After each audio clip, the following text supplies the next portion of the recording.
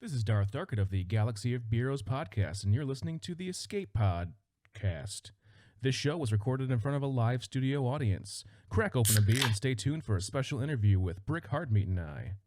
Take it away, boys. One is a Grand Arena specialist from the UK. The other is a territory battle tactician from the US. Together, there are no signs of intelligent life on board. With both having played this game since launch, the one thing we are sure of is that you will be entertained. The Escape Pod Cast, a service of the Escape Pod Castaways. A weekly podcast about the mobile game Star Wars Galaxy of Heroes. Live from the network studios of Yavin 4, here are your hosts, Neil Andrew Eyre and Paul Anthony. Coming up on this week's edition of the Escape Pod Cast. Jedi Knight Luke makes an early return to the Journey Guide this week. Yeah, but he isn't here to stay. General Anakin Skywalker also returns in just 4 days. Are we honestly going to bury the lead here, Neil? What do you mean? Did you get him? Who? J-Lu, Jackals, Boss Luke. You know, the character that you have been waiting for? We will discuss that, don't you worry. He's also needed for Jedi Master Luke Skywalker. And that has some people in a little bit of a pickle. We'll get into all of that in just a moment. Galactic challenges have made a very quiet return. Well, sort of. They returned, and they did change, but as of the intro recording time, we haven't heard of any changes from CG on the forums. But Capital Games did show up elsewhere to talk about them. Yeah, well, there's nothing to do except talk about that as well, I guess. Galaxy of Beeroes is our incoming transmission this week. We crack open a cold one with the boys from their podcast. And while I may not be a drinking guy, Neil, I know you like to partake in the barley and hops once in a while playing. Yeah, it is refreshing when RNGesus stabs me in the back. And on the bridge, we remind you all of the fun events that are coming up and Patreon's choice as always in our fourth segment. All this and breaking news as and if it happens. Right here on the Escape Pod Cast. The Escape Pod Cast News.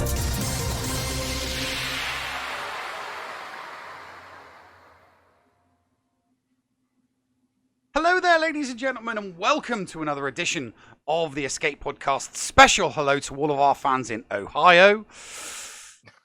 I am joined, as always, by my hetero life partner, Paul Anthony. Paul, how are you this fine evening? Ohio gozaimasu. Oh gosh, I'm doing all right, Neil. It is Friday. It's show day. And, you know, we're here. I'm As excited always, for it. Every Friday, without fail. It's, you know, it's going to be a fun day. Mm-hmm. You know, you and I both are a little, what's the word I'm looking for here? Grabathosaurus. We've got a little bit of a bone to pick, if you will. Have we? Just with everything overall. Okay. But it's not a bone to pick with exactly a certain person. It's just the general attitude that has been pervasive today in the Patreon chat. All right. Okay. So we'll talk about that. Now, the one thing that we do need to talk about, and I'm itching to find out, using the mystery of radio magic, as if I don't know this answer. Neil. Yes. Did you get Jedi Knight Luke yet? Oh, yes, I did. And it only took me 2.5 hours. I thought I was going to be doing that event all night. I'd heard so many horror stories about Tier 6. Real, like, people going, you know, people not being able to clear it for hours with Relic 5 characters. And I'm thinking to myself, oh, God, Oh, please don't let it happen to me, because I didn't have I was bare minimum, literally scraping through. But I made it in the end. As soon as I got past tier 6, don't get me wrong, it wasn't easy, and I had to do multiple tweaking on mods. But I got my Lando Calrissian perfect. So perfect, not once did I have to wait for the cooldown on his AoE. Not one single time did I have to wait. So he was critting every single time perfectly. Definitely, I had to tweak C-3PO, and I had to tweak Chewie. I really buffed the crap out of their health. And Leia, I upped her offense and her potency. I had to put her potency above 100%, because the key to getting past tier 6 is as close to 100% potency on Chewie and as close to 100% potency on Leia, so that you are landing those blinds and landing those ability blocks. So took me about an hour to get through tier 6 and about an hour and a half to get through all the other tiers, but you got to make sure that they are very impotent.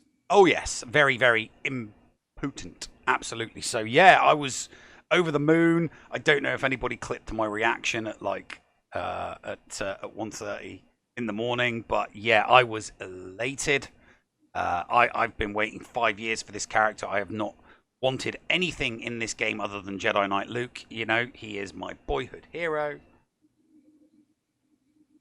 childhood role model sort of thing. The whole hero's journey thing, resonated with me as a kid, and all I cared about was getting him as a character. So really, really happy that I got him, and such a brilliant event. Cinematics were excellent. I mean, really first-rate cinematics. I must admit, I was very, very impressed.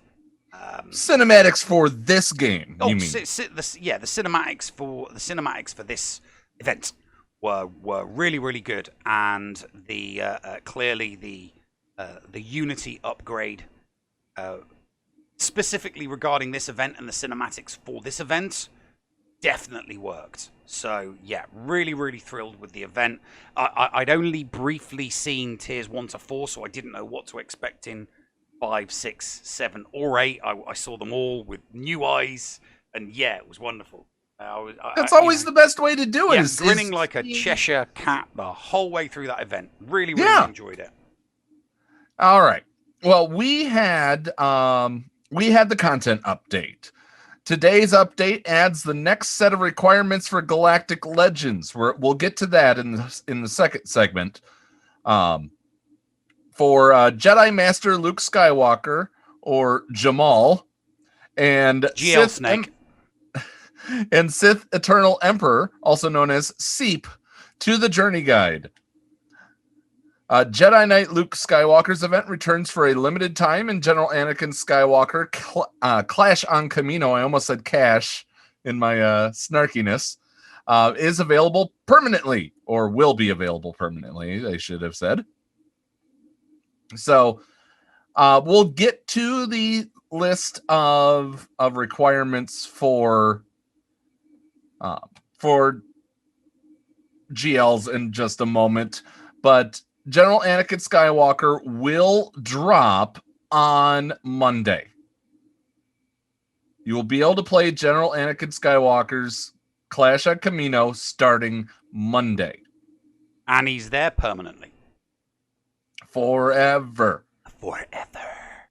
Which is great. I'm happy. I'm thrilled. I always said that I wasn't going to bother getting ready for gas on my main until he was available in the Journey Guide.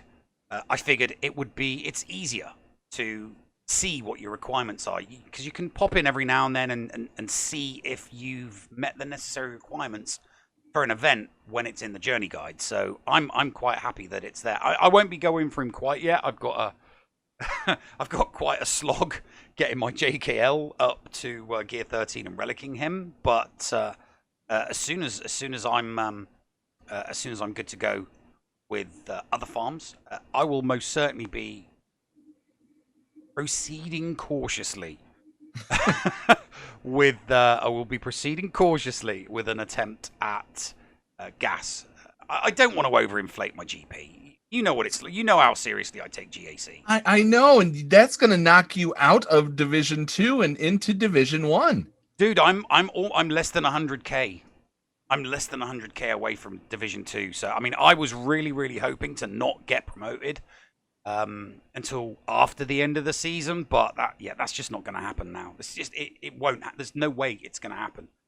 By the time I've got JKL up to relic, up to a decent relic in gear 13, that's going to be pushing me, closer to the 50k a mark away from it.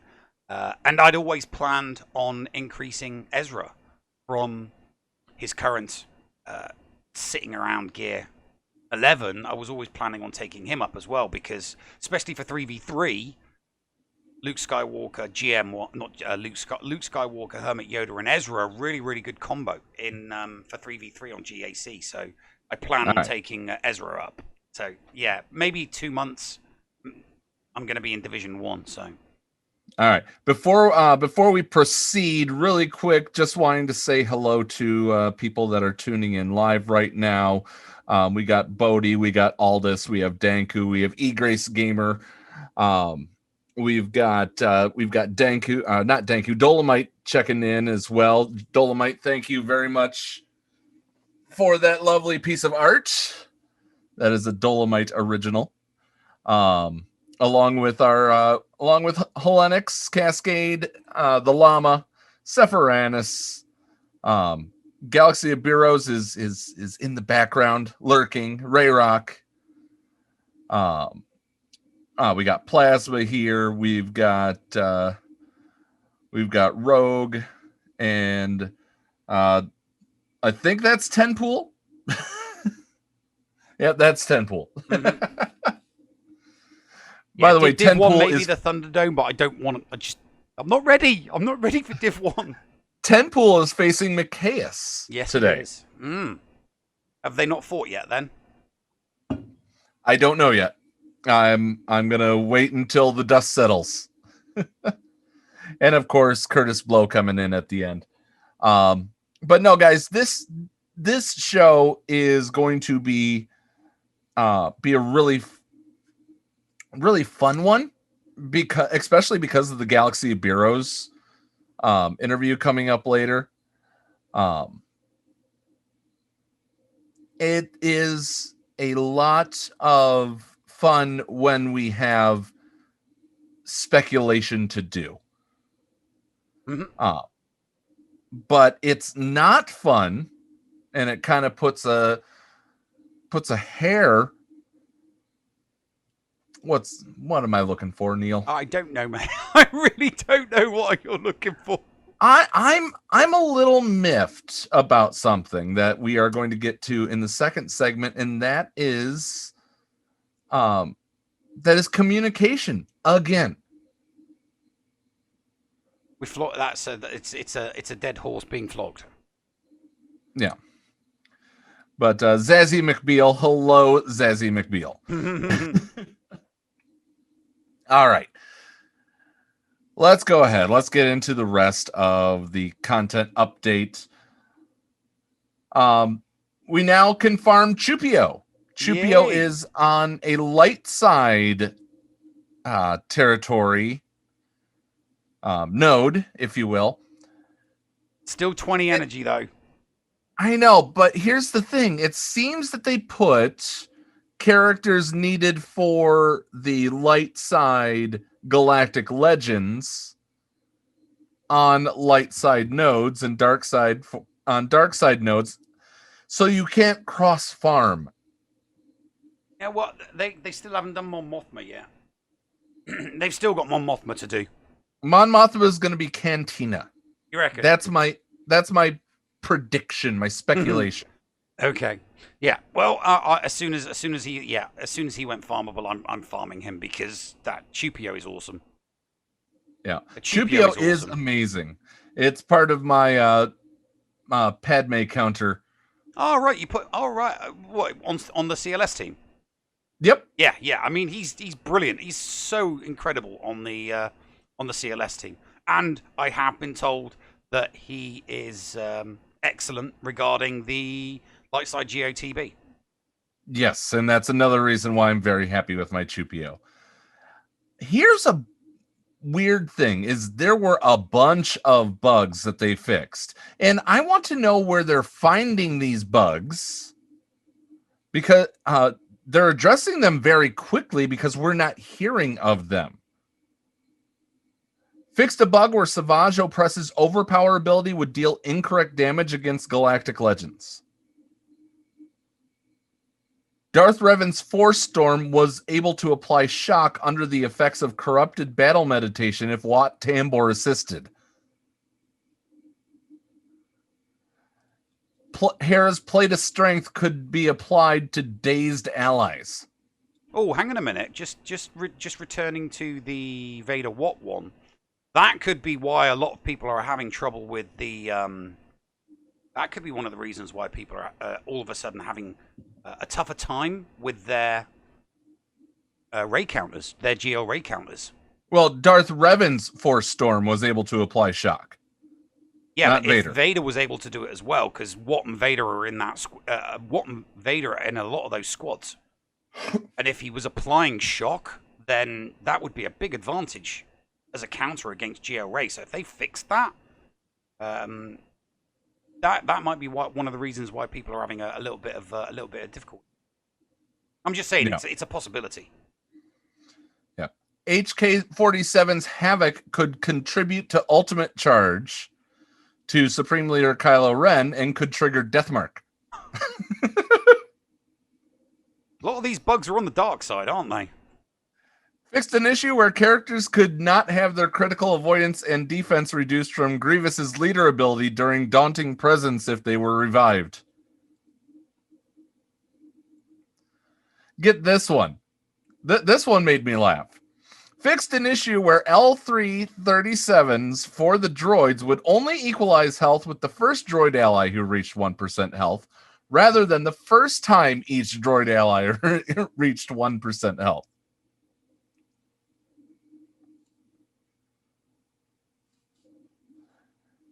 Then we had fixed an issue where Supreme Leader Kylo Ren's Depths of Rage would only use 50 of the charge when activating it below 85 charge. So if you took it to 84 charge and used it, you still had a balance of 34. The Emperor's Trap didn't count as a buff. Get this. This is the one that that was interesting. Fixed a bug where Grand Admiral Thrawn's leader ability, Legendary Strategist, did not provide turn meter when an ally suffered from a debuff in some cases. And they put in parentheses such as inevitable failure from Admiral Piet. These are all dark side bugs. If you have Thrawn leading that with Piet, just giving their own people debuffs, think of the turn meter chain that you can create with Snowtrooper and inevitable failure. What I'm hearing is there were a lot of a lot of these bugs were giving inadvertent advantages to dark side teams, and now all of a sudden they've all been fixed. So these inadvertent advantages that were being granted to dark side teams are no longer going to be there. No. Grand Admiral Thrawn did not provide turn meter when they got inevitable failure. Okay, so there's one that doesn't. But sounds like this buffs it. Sounds like there's been a few here where the bug was good for dark side, and now the bug's been fixed. It's not going to be good for dark side characters anymore. Well, here's a light side one that works against the dark side. Fixed an issue in Separatist Might where Mace Windu would not instantly defeat enemies with Shatterpoint. Great. Okay, is that good or is that bad? That's bad for players Why? Because now Mace is going to be Because able Mace to Windu got a buff. the Mace Windu is going to be able to instantly kill people with Shatterpoint. Yep. Well, Fixed an issue where General Grievous would take only one action per turn in the tank raid. The rest of them, there are ones where they say they didn't fix things, and of course we know that Palpatine and Luke's Galactic Legends only show 14 but we know it's going to be characters 50. instead of 15. Damage over time effect duration isn't defined and only expire on death in Dune Sandstorm. Tier 4, the Bounty Hunter Prestigious Quest now accurately states which galactic bounties need to be completed. And then fixed the First Order logo in Galactic Challenges. Man, I'm glad that they fixed that logo. Yeah, I mean, really, really important bug to fix that, without a doubt. I wonder what the issue was. Did it just not show up? Did it have too few spikes Well, in the logo? Somebody must have logged a bug report, or they wouldn't have touched it. But they still have the moon on the loading screen, Neil. Do they? I thought I thought they removed it from the left-hand side. I'll load up the game here during the break. I swore they removed it from the left corner. I could have swore they removed it. Yeah, I'll load it up, but I think it's still there.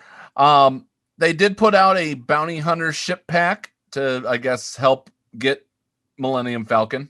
That was nice of them. Mm-hmm. I like that. But the big thing about all of this is that Jedi Knight Luke is back. Oh, yeah. And Jedi Knight Luke is required to get Jedi Master Luke. Mm-hmm. So only the Krakens in Wales are going to be able to get all of these. No. Do you have a Relic 6 Chewbacca right now? Do I have a what, sorry? Do you have a Relic 6 Chewbacca right now? No, but by the time the event is released, I could. Because I'm going to be farming him because I really want that character. I said this during the Wednesday stream on RSG when I was chatting with Ranger and Scribe and Loki, that veteran players, veteran free-to-play veteran players could inadvertently find themselves in a position where they qualify for GL Snake simply because they've farmed, they've been playing the game so long that they have all of the characters at 7 stars and they simply need to, increase the gear. I don't see you having Mon Mothma and 3PO that quick. I mean, I will be farming Chupio every single day until he is 7 stars, and then I will be taking him to not a high relic. I don't particularly want to take him to a high relic, just a good enough relic that makes him OP with a CLS squad. So I will be farming him to 7, and I will be taking him to at least relic 2, maybe relic 3, and then I'll stop on him. I just want to be able to take full advantage of that character's capabilities in the CLS team. So and the Mon Mothma one I will do simply because the First Order characters that work well with her, I've already got them at 7 stars as well. So she'll be good in defense. I don't see you having a Relic 5 Obi-Wan. Oh, what, old Ben? Yeah. Oh God, no! My old Ben's been Gear 11 since as long as I can remember. And I don't see you having a Relic 7 Farm Boy Luke. Nope, Farm Boy Luke I think my Farm Boy Luke is still at Gear 8. I never took him beyond the gear level required to get CLS. Yeah, I don't see you ever going for any Galactic Legend. No, I won't. But I'm in the same position. I find myself in the same position regarding the requirements for GL Snake as I did for JKL, because Sig's trying to tell me Farm Boy Luke isn't required. Yeah, if they're requiring Darth Sidious, you bet the next batch.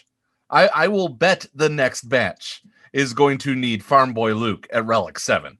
Well, one of them, I definitely we know R2's there. I'm I'm willing to bet the house that BB-8 will be in there, because BB-8 was required with R2 from a movie perspective, from a sequel trilogy point of view, regarding the map.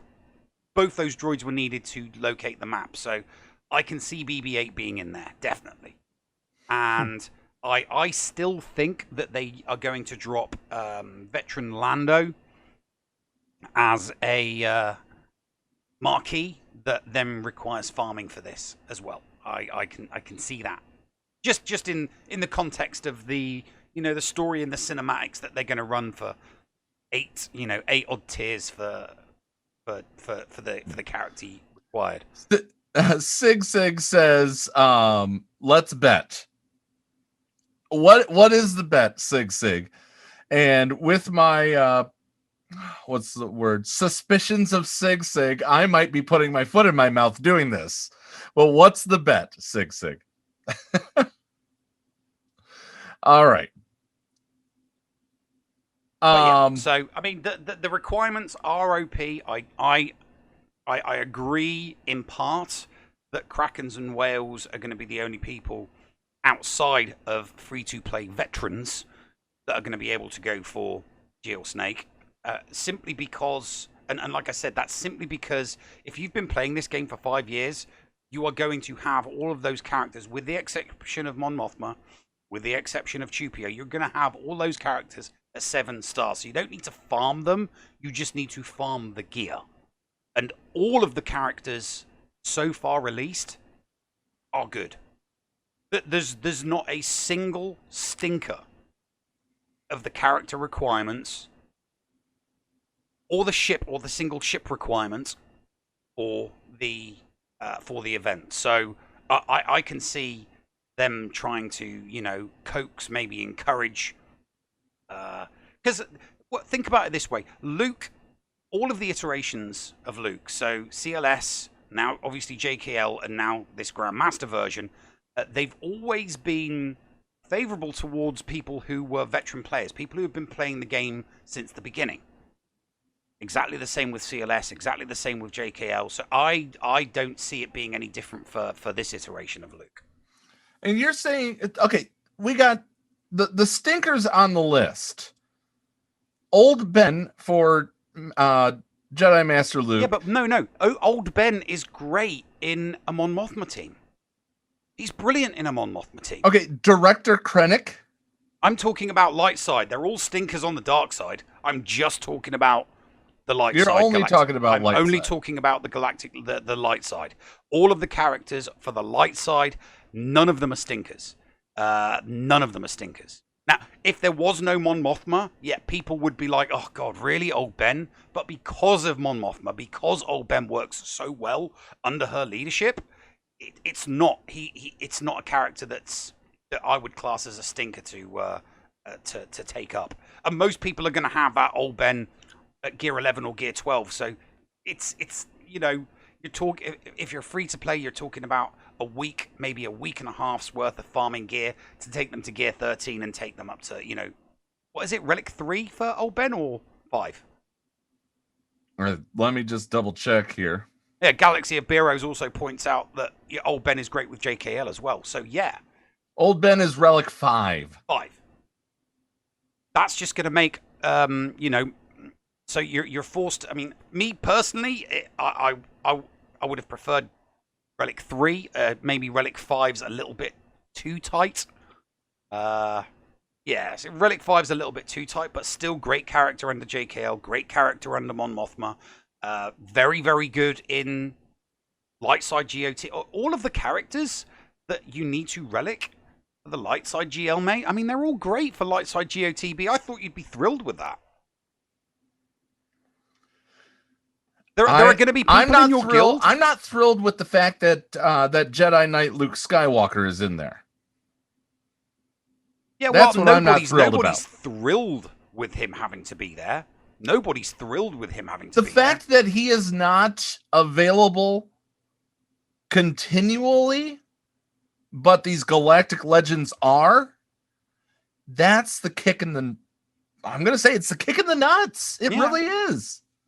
Yeah, look, I still fully expect them to put him in. I think that they'll put him in the journey guide early. I think when they release the event for GL Snake, that they will put that in the journey guide early. They have done characters in the journey guide early before. Malik was put in 2 months early. Jedi Knight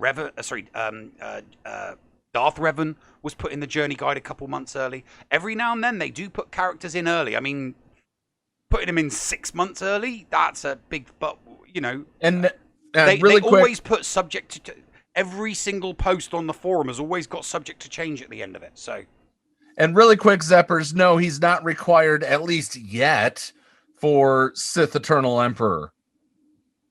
So, all right, let's go to a break. Because we do have we have limited time because we have a long second break. Let's go to a break.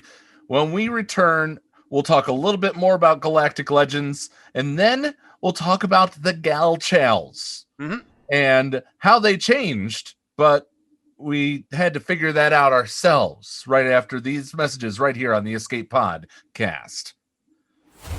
The Escape Pod Cast with Paul Anthony and Neil Andrew Ware. This is Macias, and I assure your privacy and confidentiality when using my remodding services. G'day legends, this is Heinzie. Did you know Macias Modding Mayhem is the premier modding service for the game that we all love, Star Wars Galaxy of Heroes? With some of the most affordable rates in the industry, Macias will remod your roster from top to bottom with continuous consultation with where to go from there. Macias has a 100% satisfaction guarantee, and he has tons of additional services available as well, like a full cleanup of your mods, PvP plans, and lots more. Contact Macias today on Discord, all in lowercase guys, MIKAYAS 0127. That's MIKAYAS number 0127, or hit up maciasmods@gmail.com. I fully endorse Macias Modding Mayhem, and you will too. Macias Modding Mayhem, the official remodding service of the Escape Podcast and the Escape Podcastaways Network. Hello friends, this is Thaddeus from Going Nerdy, and I approve this message, and am compensated for signups for this service. The world's largest audiobook library is at your fingertips, and the Escape Podcastaways wants you to try it for free. Head on over to escapepodcastaways.com and click the Going Nerdy offer button to claim a free audiobook and 2 Audible originals. Cancel anytime, and it's absolutely free to sign up. Check out Audible and support the Escape Podcastaways, all for free. See Audible website for details. Restrictions may apply. Did you know that if you signed up to become a Patreon, you could get tons of rewards? Force Ghost Scotty could do a roster review for you. Neil Andrew Ware could share Grand Arena tactics. Or Paul could even help you get maximum stars in Geonosis Territory Battle. And you even get access into the after show. Sound good? Sign up to be a Patreon today. For as little as $2 a month, you could unlock a ton of potential content and also get closer to the hosts. Head to patreon.com/theescapepod to sign up. Have you been interested in getting items 3D printed but haven't wanted to buy one of those expensive printers? Are you looking for a literally one-of-a-kind tech gift gadget? Evil Genius 3D Printing and Gadgets is your one-stop shop for both of those items. Nerd-owned and Escape Pod approved, put Lenny the Evil Genius to work for you. If you can dream it, he could possibly make it. Contact Lenny at evilgenius3dprinting@gmail.com for more information. That's evilgenius3dprinting@gmail.com. Get something unique in your hands. Hey, I'm Andy Beads. Hey, I'm Danish Bobo. Hey, I'm Ando. Hey, I'm Jake. I'm Bringer of Death. Jake Johnson TX. I'm Ramby2307. Spartan Z here. I am Mr. Jacobachi. Star Wars Galaxy of Yeti. I'm Player Gaming Embers. I'm Lazy Turtle. I'm Mudbum. I mean, come on. They already know me. I'm the bloody co-host. and we are part of the GAC Chain Gang. We're a group of streamers who stream our Grand Arena on Twitch and continue the chain into the next streamer. We have all types of accounts for you to enjoy, from the big whales to the small accounts. But we're all here to provide entertainment and have a good time. The Grand Arena Chain Gang is proud to be part of the Escape Pod Castaways Content Creator Network. Stop by and see him, won't you? This is Hellenix. Hashtag shameless self-promotion. And you're listening to the Escape Pod Cast, part of the Escape Pod Castaways Network. And welcome back to the second segment, ladies and gentlemen. It's time to talk about other SWGOH stuff. What was that? It's time to talk about other SWGOH stuff. Yes. Well, it was Dr. Zeppers who said during the break that it's going to be completely bullcrap if they don't make a equally difficult to obtain character for Sith Eternal. Yeah, I mean, it'd be nice if they rework some of the less useful characters that they're making people Gear 13 and Relic, like Krennic and Maul. I mean, all right, Maul's got a ship, but since we don't have a Sith capital ship to synergize with other Sith ships, he's kind of, you know, Maul and his ship are kind of, you know, odd. Nobody really thinks, oh yeah, I've got to have that ship in my fleet, do they? I mean, realistically, nobody does that. So. They used to. No, he used to. He used to be very, very good. I used to use him. I used to use him with a Phantom Ghost combo because of the stealths. But you know, then the MILF came out and he became surplus to requirements. But maybe, you know, maybe they could show some love to the Sith fleet and give us a Sith capital ship, and then the Gear 13 Sith Darth Maul would be, you could say then, okay, so yeah, maybe not a great character, but an awesome ship, you know? Well, let's talk about the elephant in the room that has been the topic in our Patreon chat all day today. Mm-hmm. And that was the fact that Galactic Legends were retuned, but we had no communication about it whatsoever. Other than the Galactic War Report. Now, you know, we last year at this time had SB Crumb on the show to talk about Extra Life, which is happening this weekend. So I can understand him wanting to make an appearance. I would expect that he'd want to make an appearance on as many of the shows that he's had an open invitation to join. That's just me getting the word out beside the splash that some people click right through and don't even read, or to reach out to people that have retired from the game but still listen to the podcasts so they can you know, stay up to date and still talk with their former guildmates because they're still on the Discord server. Nonetheless, they have an event to promote. They put that on the forums at, what time was it? Hang on, let me look. They put that on the forums at, oh, there we go, at 4:26. But they didn't put the fact that they changed some very interesting feats on Galactic Challenges. It made it fun to me. I really enjoyed these Galactic Challenges. The payout for completing them was worth it, in my opinion. I enjoyed these Galactic Challenges, Neil. Mm-hmm. But they'll let us know about feats well in advance when it comes to Grand Arena, won't they? Yeah. Why didn't I know? Why weren't we told that there would be, you didn't need a team relic all the way to get these fancy schmancy things. All you needed was to complete it with a team of enter X here, or use 2 or 3 droids, light side droids, in your battle.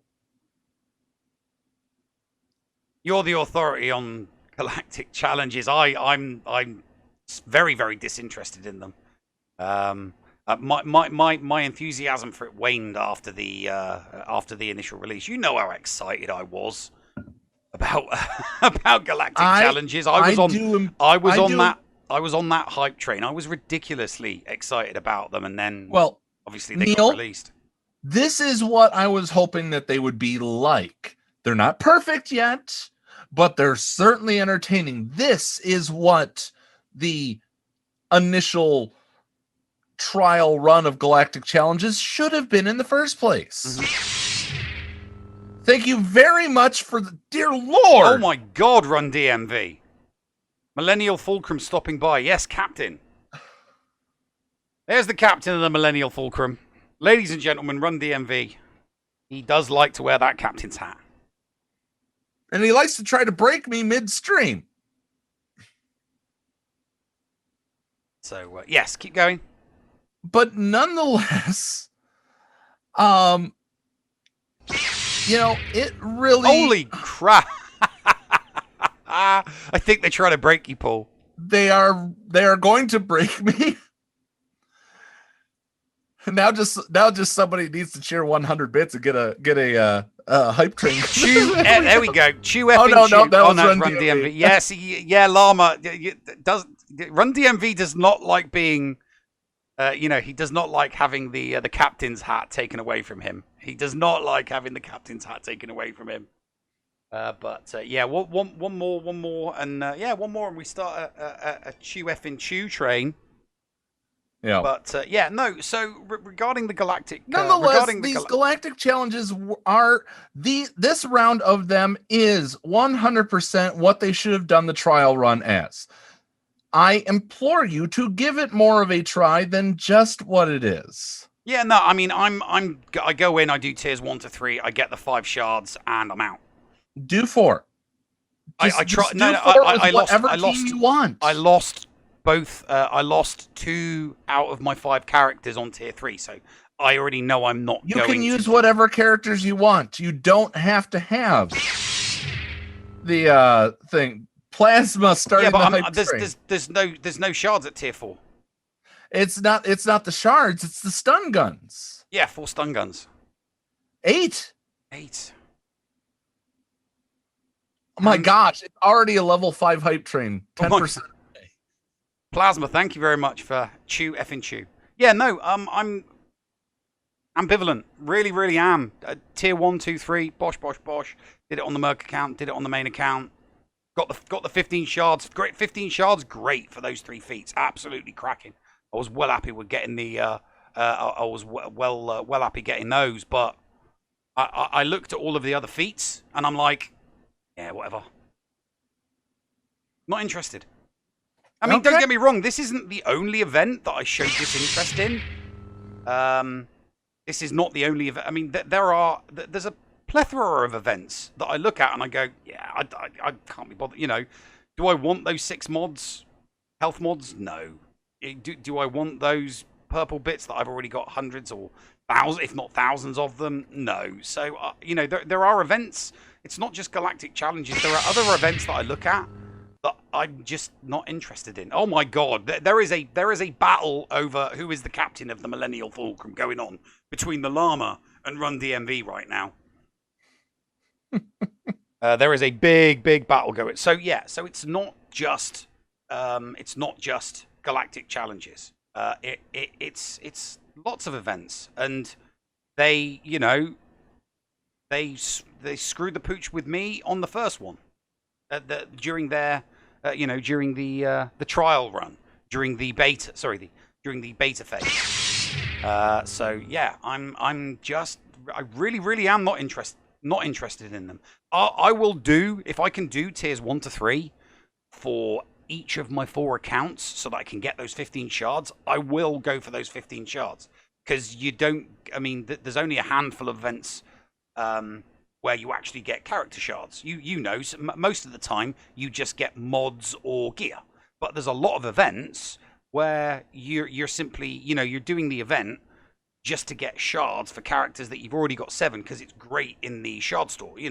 Convert that over to shard store currency and it's great for the gear there. So, hey, I'm really happy with that. Well, Corbs Gaming, thank you very much for the follow. What will it take? Answer me this then. What is it going to take to get you to do more than just... Nothing. I'm not interested in them. They lost me, hyping it up for 2 months, and then giving us what they did the first time around. Because I cynically, and I admit that it was cynical, I said it, 2 weeks ago. My cynical opinion on what they did was they made it deliberately bad, making 3 things so glaringly obviously bad that the entire community would say, we want these 3 things changing.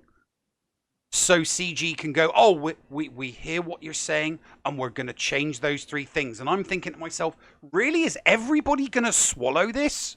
Is everybody going to swallow that this was what they initially intended to do the first time they did it, and they didn't deliberately make 3 glaringly obvious issues that 100% of the community said, you need to change these 3 things. And they bring it back, and all 3 of those things are changed. So, and like I said, I was so cynical about it because I was on that initial hype train for 2 months about this new event coming out, and I was so excited. And when it came out, it was the biggest slap in the face. I'm like, yeah, no, forget it. You burnt that bridge with me on this event.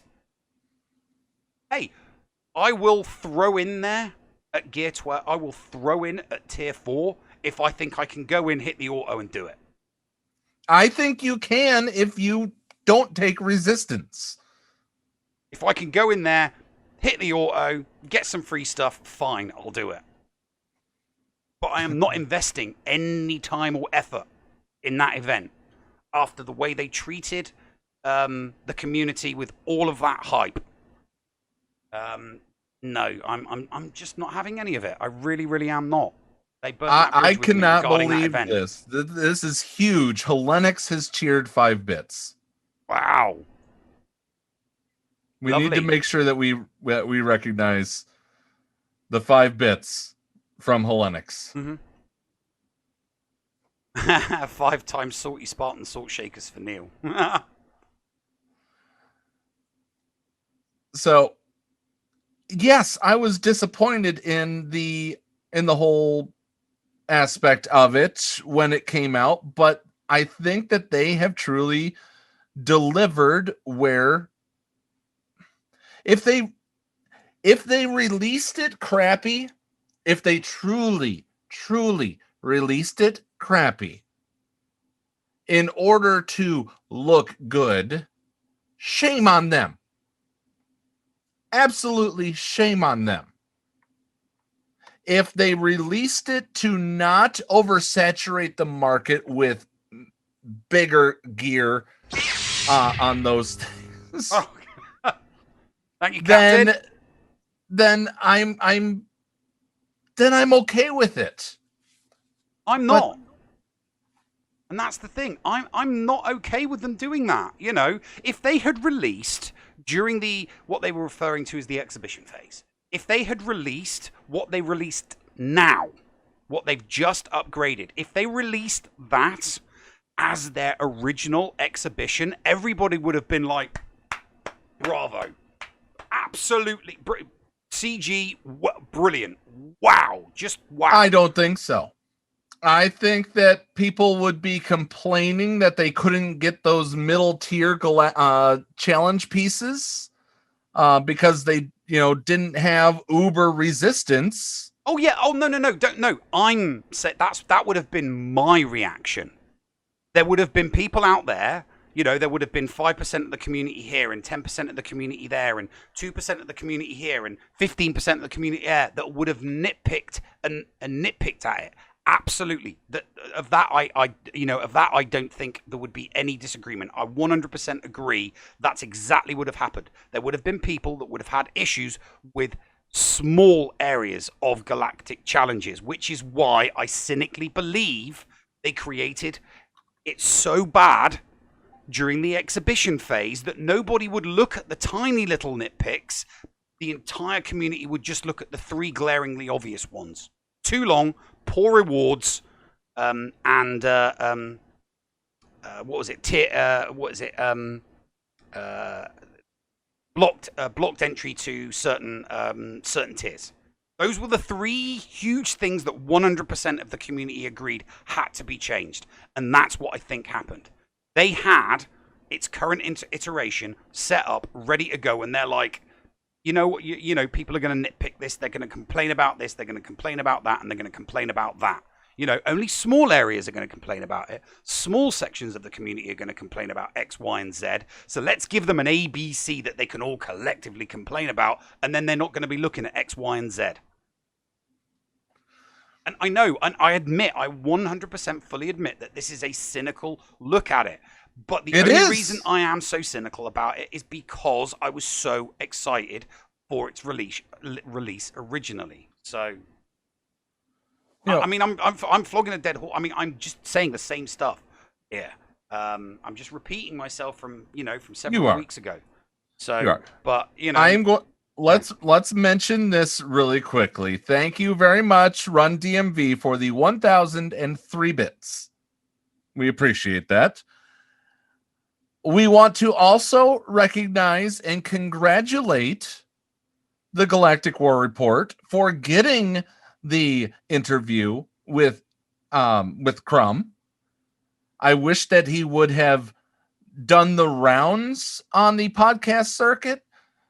Go on Shattered Order, go to the other places and talk about your charity event that's coming up. Yeah, I agree with you there. A presser is normally, he'll sit in the camera and then one after the other, everybody gets 10-15 minutes. Exactly. I mean, yeah, sure, it's boring. You get the same questions. Oh, when's the event? What's the charity for? What made you do this? What made you do? It's usually going to be the same questions, but that's what a presser is, Yeah, go on Gambit. Exactly. Go on Gambit. Go on Galaxy of Beeroes. Go on Shattered Order. Go on Hollow News Network. That's what they need to do. They need to do, if they were to do proper presses, like a 15-minute presser, and give every single person 15 minutes, because everybody's got their niche, every content creator has their, niche little crowd. Certain people only watch Arnold, certain people only watch Cubs, certain people only watch us, certain people tune into the Gambit, certain people tune into Shattered Order, certain people tune into Galactic War Report. If they just spent like a 2-hour chunk once a month and gave everybody 15 minutes, yeah, sure, a lot of it's going to be the same question. But if you don't watch Galactic War Report, or you don't watch the Shattered Order podcast, or if you don't watch Cubs, but you do watch the Escape podcast and you do watch Gambit, it's like, oh wow, I didn't realize you had them on. Everybody's going to say, oh yeah, they've come up with this whole new form of communicating with the community. They do 15 minutes on every single person's podcast so that the entire community gets to, hear some questions being asked and, hopefully get some responses. Yeah. I'm not going to say answers, I'll say responses. As a former entertainment reporter, that's exactly what they do. And even then, sometimes, get this, they even give you questions to ask them that give you a small exclusive for your stuff. And then if everybody, gathers around, we like to call ourselves the community podcast, right, Neil? Well, yeah. We're one of the community podcasts, absolutely. So if we were able to say, okay, now go watch Galaxy of Beeroes, they're going to be, they have some more information on this galactic legend speculation. that'd be great, but they didn't do it. Yeah. They dropped the ball on helping promote their Extra Life campaign. Their Day of Giving is only promoted within game, and if people have gone out and they're not getting to this game this weekend, what are we going to do? Yeah. No, I mean, anyway, and just one final thing. The best way to do this is they start a Zoom call. They send out the invites. Everybody's just in a waiting list, and one after the other, everybody just gets 15 minutes. And it's like, right, you've got your 15 minutes. Make sure you're recording this on OBS, or make sure you're recording the audio so that you can put it on your channel later. Putting the interview on your channel is dependent on you getting the presser. Or get this, Neil, they record it and send it to you. You can make it to where only the host can be doing the recording in a Zoom call. So they record it and send it to you. If you screw up, you don't get your recording and you don't get it for your channel. Mm-hmm. Yeah. Okay. Oh, all right. Crikey, we're close to the. We're close to. Let's go ahead. I really want to get to Galaxy of Beeroes. Yep. Let's get to Galaxy of Beeroes. This is going to be awesome. I've even got a cold one down here. I might have to go get one. You may. So, guys, stick around. Galaxy of Beeroes, an awesome podcast. I cannot wait for you to meet him if you haven't already. You are going to find a new podcast to listen to. You're going to love this, and they are available on all different formats, just like us. We'll see you guys after these messages right here on the Escape Podcast. The Escape Podcast with Paul Anthony and Neil Andrew Ware. Hello, Escape Padawans. It is the Llama here to remind you that the Escape Pod Castaways are on social media. We're on Facebook, we're on Twitter, you can catch us on YouTube and on Twitch every week streaming Star Wars Galaxy of Heroes, LEGO Legacy Heroes Unboxed, your favorite new Galaxy of Heroes show GA Center, and so much more. Come catch us on the web. Are you a member of Team Paul or Team Neil? Maybe you prefer story time with the llama, or dabble in the buttery side of the Force with Biscuit Weasel. Or maybe you like the Escape Pod talents from Down Under like Heinzie and Scotty. No matter who you support, you can get one of my designs from the Escape Podcast merch store. Just go to escapepodcastaways.com, click on the merch link, and it will take you to the TeePublic site where you can support me, Mrs. Anthony, also known as Critty K.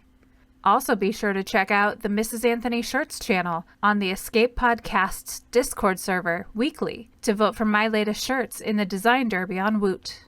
Links for both of these are down below.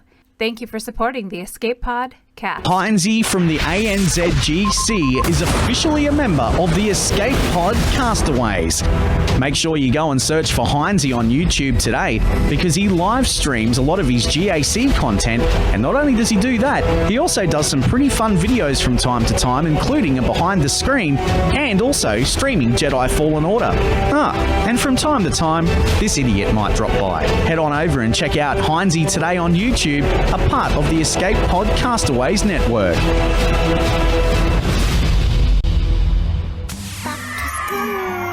Escape Pod cast for kids. It's really cool. Hello, Escape Padawans, and welcome back to Storytime with the Llama and the Escape Pod cast for kids. Now, coming at you this week, we have the start of a brand new segment called Journey Through the Journey Guide. We will be making our way through talking about each and every event, what the requirements are, some suggested characters, the difficulty. Plus, we will be taking an in-depth look at the character that you'll unlock in the event. First up is the Grandmaster's Training Legendary event for Grandmaster Yoda. To complete this event, you will need 5 Jedi characters. Now, to get Grandmaster Yoda to 7 stars, you will need 7-star Jedi, with at least gear level 8 and their abilities at level 6 or higher. Now, characters that I suggest you take into this event are Bastila Shan, Ezra Bridger, Jedi Knight Anakin, Ahsoka Tano, Jolie Bindo, Old Ben, Kanan Jarrus, and General Kenobi if you have him. As I mentioned last week, we're going to be covering events in the Journey Guide in a loose order that I think that you should be completing them in. I'm covering Grandmaster Yoda first because I think it's a great idea to pursue Jedi very early on in this game. They are a fantastic starter arena squad, and characters like Bastilla Shan and Jolie Bindo will get you on your way to unlocking Jedi Knight Revan, who is also a fantastic Jedi leader and is also a really great arena leader. And Grandmaster Yoda is a key part of both the Bastilla-led Jedi team and the Jedi Knight Revan-led Jedi team. Now, this event has 7 tiers, and throughout each tier you'll take Grandmaster Yoda to 7 stars. Yoda is only a 5-star unlock, so you don't have to wait till all of your Jedi are 7 stars to unlock him. In fact, I highly encourage you don't wait till all of your Jedi are 7 stars. Once they're at 5 stars, and probably gear 6 or 7, I encourage you hop into the event and at least get him unlocked so you can start using him in Arena. Now, this event is a fairly easy event. The difficulty is low to medium. Like I said, the requirements are pretty spot on, so if you have your Jedi at gear 8 7 stars, you will be able to get him to 7 stars. The reason I say it's low to medium is because, as always, RNG is a very real thing in this game, and if your characters are only at gear 8 and level 6 abilities, it might take you a couple of tries to get GMY to 7 stars, but don't give up, you will get him there. Now, let's take a deep dive into Grandmaster Yoda himself. Now, he's got several tags. He's got the light side tag, he's a support character, he's also got the leader tag, not to mention he's a Jedi and in the Galactic Republic faction. Let's take a look at his abilities. His basic ability, Ataru, deals special damage to the target enemy and inflicts potency down for 1 turn. If that enemy has 50% or more health, Yoda will gain 40% turn meter and foresight for 2 turns. If that enemy has 50% or less health, Yoda then gains offense up and defense penetration for 2 turns instead.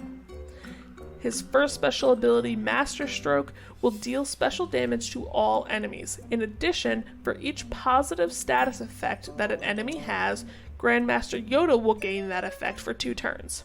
This ability does not include any unique effects that a character might have. Grandmaster Yoda will also gain an immediate bonus turn as long as there is one other living Jedi ally. His second special, Unstoppable Force, will deal damage to the target enemy and remove 70% turn meter. If that enemy had less than 100% health, they're also stunned for 1 turn. With his third special, Battle Meditation, Yoda gains Tenacity up, Protection up 30%, and Foresight for 2 turns. He will then grant each ally every non-unique buff he has, excluding Stealth and Taunt. So for example, if he's got offense, he grants his teammates offense. If he has critical chance up, he grants them critical chance up. He also grants himself plus 35% turn meter and an additional 10% turn meter for each other Jedi ally. So like I said, he's a really key player on any Jedi team. Last but not least is his leadership ability, Grandmaster's Guidance. It grants Jedi allies plus 30% tenacity, and whenever a Jedi ally resists a debuff, they gain 30% turn meter, critical chance up for 2 turns, and critical damage up for 2 turns. Whenever they suffer a debuff, they gain tenacity up for 1 turn at the end of that turn, and with this leadership ability, Grandmaster Yoda is immune to shock.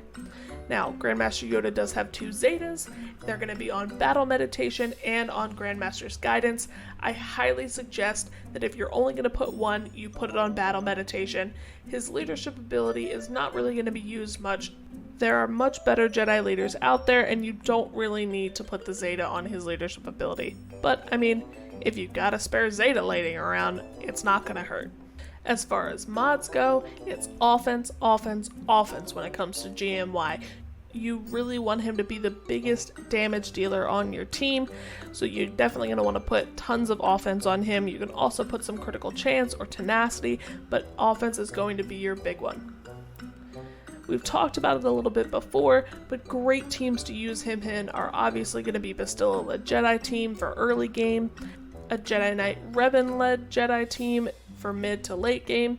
You can also use him in a Padme Galactic Republic team, but only if you don't really need him in those Jedi teams. That's all for me.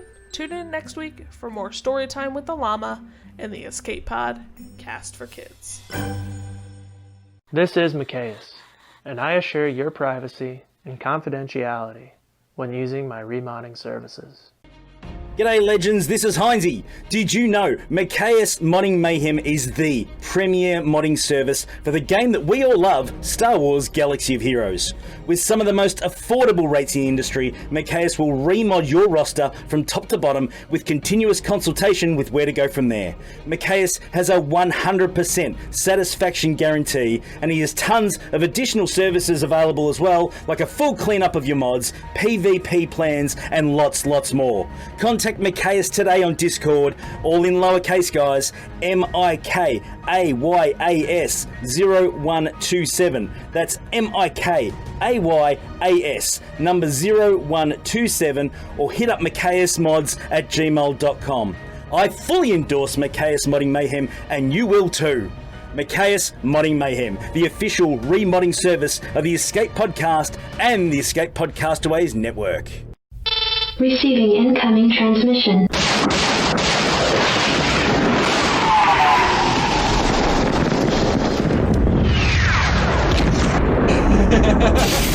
Receiving incoming transmission.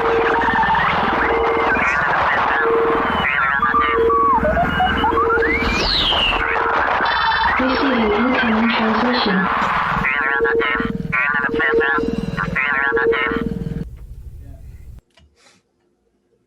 Hello and welcome back, ladies and gentlemen, to this week's incoming transmission. Our guests this week are, well, I'll hand over to the Master of Ceremonies because you know, sometimes I have to like practice for weeks to do an intro, and I've not had weeks to practice for this intro. So, Paul, Master of Ceremonies, take away the awesome introduction for our current guests. Well, as they wrote to me, Galaxy of Beeroes is a podcast and live stream about Star Wars Galaxy of Heroes, craft beer, and Star Wars in general, hosted by Darth Darkett and Brick Hardmeat. The live stream and podcast are released every other week on Twitch, YouTube, and wherever you listen to podcasts. They sometimes stream their GAC attacks on Twitch and post secondary content on their YouTube page. The one thing that I do want to point out is they are also diehard Wings fans as well. So, right. Go Wings! I had to go and get the sweater out.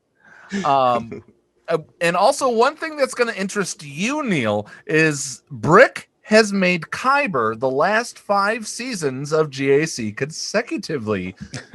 What division is that? Now I'm in Division 2. It's first season in Division 2.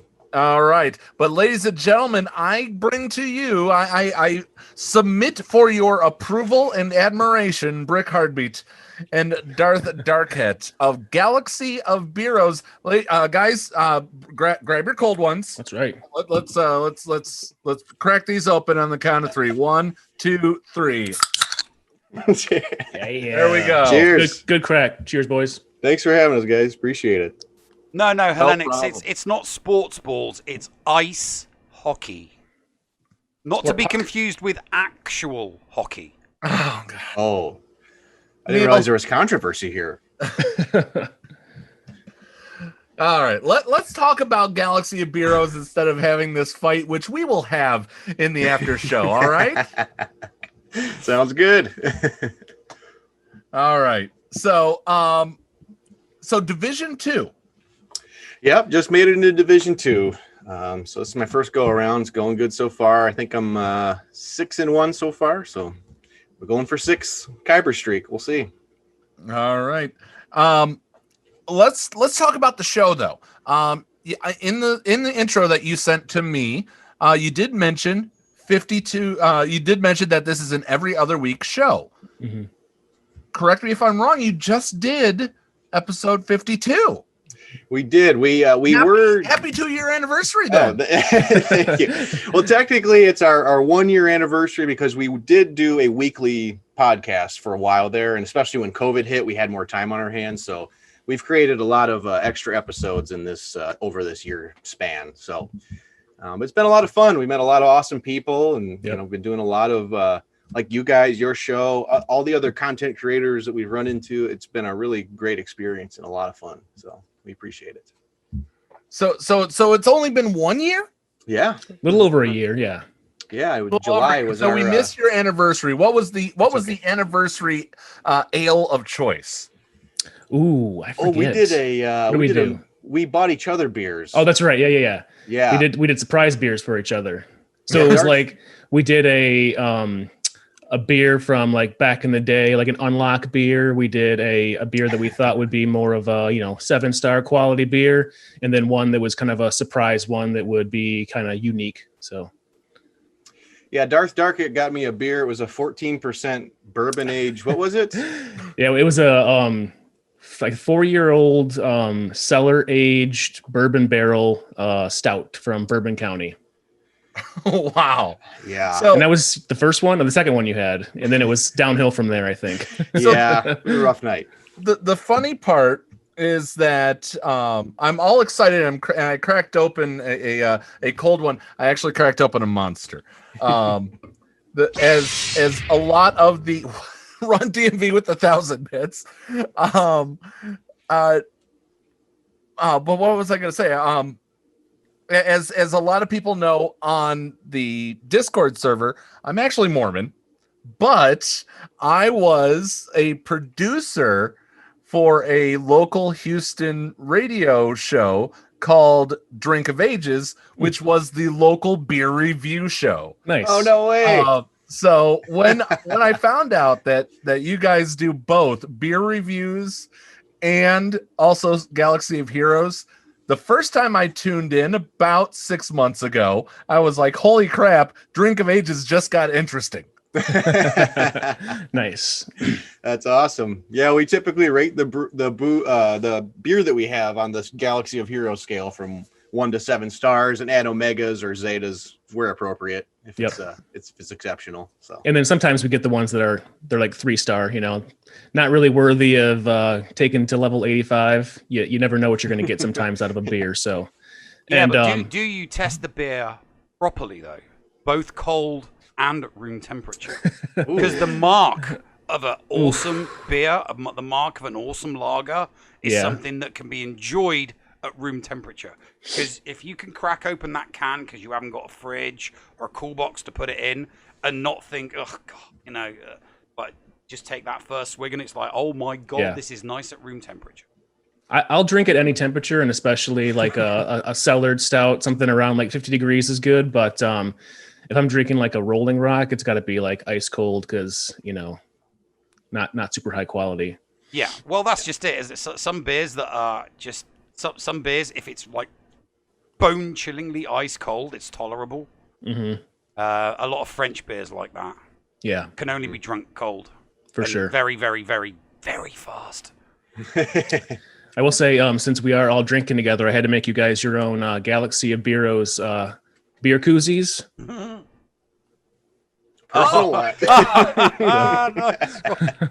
We'll be sending those out later on. That's something that we do in our Discord and for our Patreon people, as we make our Galaxy of Beeroes koozies and put your names on them. I will absolutely rock that on the cans of Monster. We will be drinking from them the next time we get you on the show. That's for sure. Yeah. Cool. I apologize that I can't give you a cup of free-to-play tier. Oh, nice. I would have joined you for a beer, but there was one beer left in the fridge, and I kind of saved it for when I got my JKL the other night because it was so satisfying. It's like, right, that's it. I'm off to get that beer. I sat down, cracked it open, knocked it back. Yeah.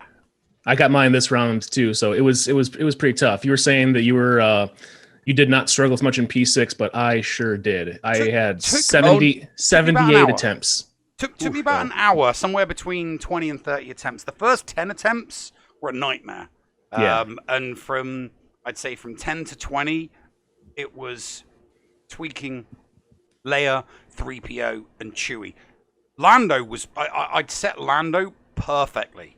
And by that, I mean his cooldowns were being reset on his AoE every single time. There was not one single occasion where he did not get a critical hit and that AoE wasn't reset. So That's awesome. I did imperfect.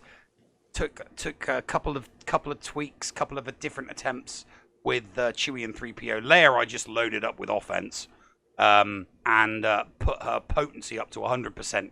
Because I don't know about you, but oh my god, it was so annoying with her not landing those ability blocks. Oh yeah, totally. That's what I struggled with was potency with her. And once I got that right, it wasn't too bad. I probably took 10 more, but I was modding every 10 battles. I was redoing the mods on them to get them right. So, but like you said earlier, the cut scenes, the storyline on that event, it's like the best by far that I've seen from this game. So real cool stuff. So, you know, it's going to be funny, Neil, because when I finally decide to go for JKL, I'm going to pass it the first time that I go into tier 6, just like you passed the Padme event in like 3 tries after it took me 365 tries. You won't. You won't. I disagree. I disagree. It's going to take you a lot of work. There were people in my chat that were saying that they had their characters to Relic 5 and they still couldn't get past it. Every time I had an issue, I went and I remodded to fix that issue. So first it was Leia not getting the ability blocks. Then it was Chewie not surviving, so it was health. Then it was Chewie not landing the blinds, so I upped the potency. And then I did the exact same thing on C3PO until, you know, you get to the point where you get to 2 of 2 and you've got all your health and a little bit of protection. And then it's just getting that perfect sequence all the way through. And a lot of people just constantly got flummoxed on Boba Fett, but yeah, even at the end with Boba sitting there, I was at like a sliver on Chewie and Rolo, and I screenshotted him like, I don't think I'm gonna make it through this, but at least I know I got this far, and I was able to knock him out. So yeah, it was tough. I was amazed. I mean, 3 stars, 2/3, a lot. Actually, 3-starring tier 6 was that was. I must admit that was very nice. It was very nice to max that out. But I'll be doing it again in 2 or 3 days on my Merc account, Paul. So nice. Really? Oh yeah. I've been spending 300 crystals a day on farming the shards for Captain Han Solo on the Merc account because all I need to do is get him to 7 stars. I've already got the gear to take him straight to 12, 13, and Relic 3 him. So as soon as he hits 7 stars, it costs me nothing to take him straight to Relic 3 because I've already got the resources ready to go. And then I can jump straight into the JKL event and have JKL on my Merc account as well as having it on my main. So yeah. All right. So let's help everybody get to know you guys a little bit more. Darth Darkette, what's your roster? Are you free to play? Are you a whale? Tell us your play style. Yeah, so I was free to play for a long time, and I didn't really spend any real money until the Jedi Knight Luke event requirements came out. I think I had put in like a $20 gift card, but then I put in about $30 more on the path to Jedi Knight Luke. I'm nowhere near the Grand Arena Championship prowess as my partner Brick is. I still have not reached Kyber. I get close every time, but the feats kind of hold me back. But I do kind of intend on spending a little as we go. Not too much, not going to wail out or anything, but just to keep me kind of relevant. So when did you start playing, and what GP are you? Division 1? I'm Division 3. It'll be my last time in Division 3. I'm like 3.8 right now, so I'll be Division 2 next time around. So you will. 3.8 to 4.5 is the threshold. So Division 3 with a Jedi Knight Luke. Mm-hmm. Yes, sir. My Merc account will be joining you soon, mate. Nice. Maybe we'll match up. Oh, that was good. Have you guys ever come close to facing each other? Or have you always been separated? Our top 60s are way different, or whatever they use to matchmake, so I don't think we'll really ever match up. Yeah, Darth Darkette has a lot more high-end R7 characters. I tend to keep my relic levels low and not relic a ton of stuff, so I think we just have different rosters from that perspective. my biggest mistake was taking the Padme team full R7 on all of them, and that really kind of skewed a lot of stuff. So never go full R7, mate. no, Never go full I've R7. learned. Yeah, for sure, I've learned. Picture Robert Downey Jr. saying that. There are That's what I thought too. there are exceptions. There are exceptions to the rule. General Grievous is an obvious exception to the rule. But there are exceptions to the rule. Yeah. Gas is a perfect. Gas is an exception to the rule. Yeah. GG is an exception to the rule. So there are characters that are only that you're going to get maximum effectiveness out of if you take them to R7. But then, there's a bunch of characters that are just as good, if not brilliant, and at R3 and 4 and 5 that you just think, yeah, this does exactly what I need it to do in GAC. I do not need to relic this character anymore. I'm going to use the relic material on taking somebody else to 2 or 3 or 1. I know that there's a lot of people out there that are like, oh, you're kind of hedging your bets. It's like, no, I want to have as many relic characters as possible, and to get as many relic characters as possible, you got to keep them at a medium relic level. So I mean, it's a learning curve, like you said. You wish you hadn't done it. You're probably not going to do it again, mate. All right, let's spin the question over to Brick. How long have you been playing? We know you're in Division 2. Are you free to play? Are you a whale? Where do you hail from? I'd say I'm probably, so I just passed 4 million GP. I'm probably in the marine life spectrum, probably a dolphin, maybe a big tuna or something like that. I don't know. I'm probably less than 500. You were an lifetime. ahi tuna. Okay, I'm an ahi tuna. Okay.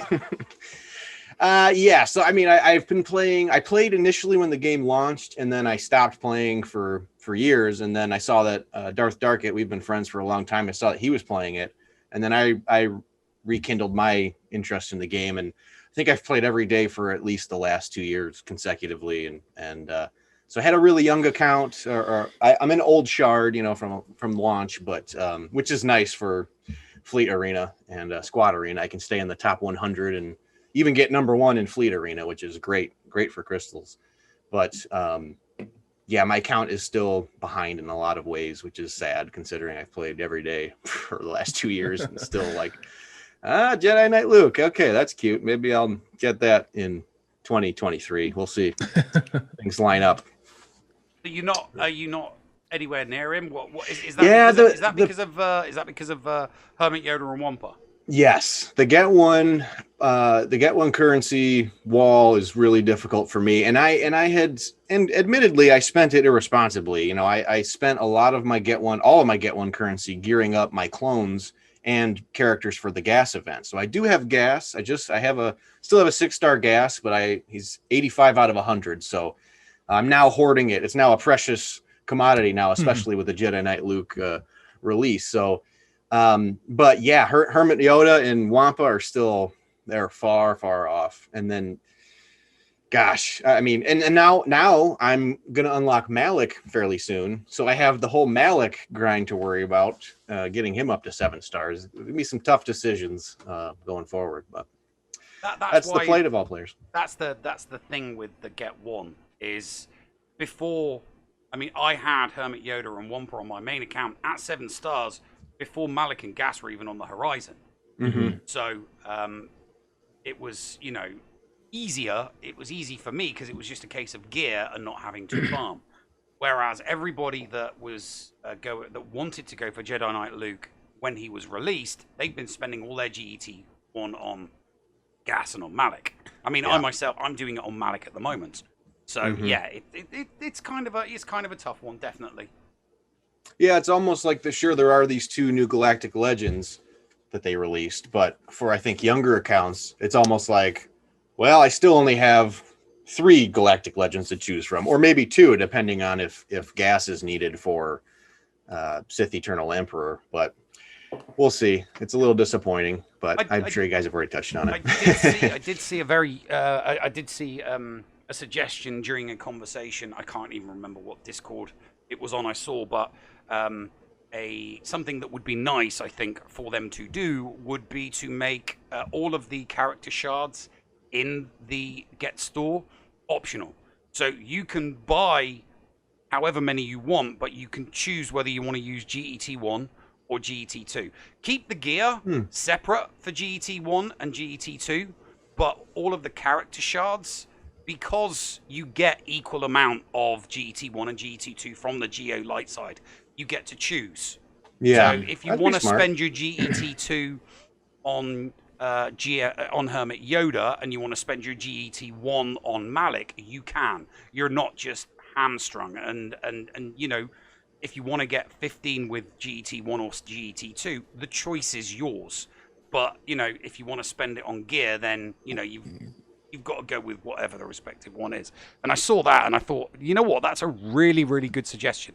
Would they do something like that? I don't know, but it would be very, very good for the community, because then people can really, really make an informed choice. It's like, oh, I've got my negotiator, I've got a boatload, but oh, actually, you know, now I can use it for Hermit Yoda. That's great. I can finally get my Hermit Yoda up.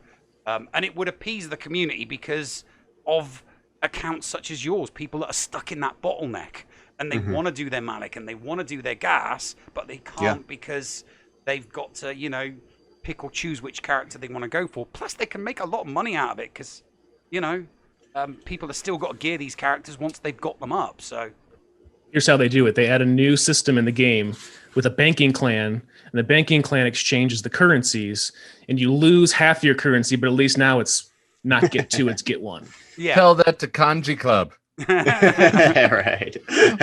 We are running out of time, but I want to make sure that people know what they're going to get themselves into when they tune into Galaxy of Beeroes. Quickly describe. I kind of described it when I said Drink of Ages meets Star Wars podcast. But other than what you gave me for the talk in, you know, what percentage of everything, you know, is it a beer podcast that dabbles in Star Wars, or is it a Star Wars podcast that dabbles in beer, or is it literally down the middle? I would say it's mostly a Star Wars Galaxy of Heroes podcast, and we drink beer and talk about the beer while we're talking about the game. The game is like, I would say 75% of the focus of our episodes. When we do our episodes, we also talk a lot about one brewery, usually their story. We talk about the beers they're doing right now. We drink usually 2 or 3 from that brewery. And then like Rick said earlier, we rate them on our farming scale of 7 stars. We talk about what we've boasted, and drank throughout the week. We talk about game news, and then obviously our GAC recap and whatnot. And then we're also doing a chronological viewing of all video Star Wars content right now. And we just finished. So that's coming up. Yeah. Where are you guys at right now in that whole chronological watch? We just finished season 6 of the Clone Wars. So gotcha. It's about to get good. Yeah, I can't wait. That's what I keep telling Brick, and he's like, when does it get good? Yeah. I'm like, as soon as Clovis is not in an episode, it's good. Yeah, I'm not gonna spoil it for you, but if you want to skip episodes 5, 6, 7, and 8, you can skip episodes 5, 6, 7, and 8. All Just right. go 1, 2, 3, 4, 9, 10, 11, 12. Until the episodes 5, 6, 7, and 8 have something to do with the Mandalorian. Ooh. Yeah. Okay. You know what? I can digest this season, because the previous like 22, 24 episode seasons really sucked my soul away from me for a while there. But I can take, what is it? What's this season? Like 12 episodes 12. or 12? Yeah. I can manage. Not bad. All right. So other than that coming up, I am going to give you guys a challenge. You guys are as you mentioned, we mentioned that you guys are in the Detroit area, 45 minutes south, right there on the Maumee River. Don't let the name fool you or deter you, but Buckeye Brewing Company in Toledo, Ohio. I know. Don't let the name deter you. When I used to drink, that is they had some great beers on tap. I don't know if they do to go, but check out that brewing company. Take it home, review it, and give it good. as many Wolverines as you can. Yeah, we'll catch a Mud Hens game and hit them. It literally you can, because it's approximately 5 blocks away. Oh, perfect. Yeah, nice. Yeah. Very nice. We will. Always down. You got it. So, challenge accepted. We have to drink beer somewhere? Okay. You twisted my arm. Apologies. And there's also a few other good breweries there down in Lucas County. Okay. Cool. I think we went to Mommy Bay. Is that Mommy right? Bay Brewing Company? Exactly. I've been to that one, yeah. There you go. That one's not in Lucas though. I don't think. All right. Anything else coming up on your show this week?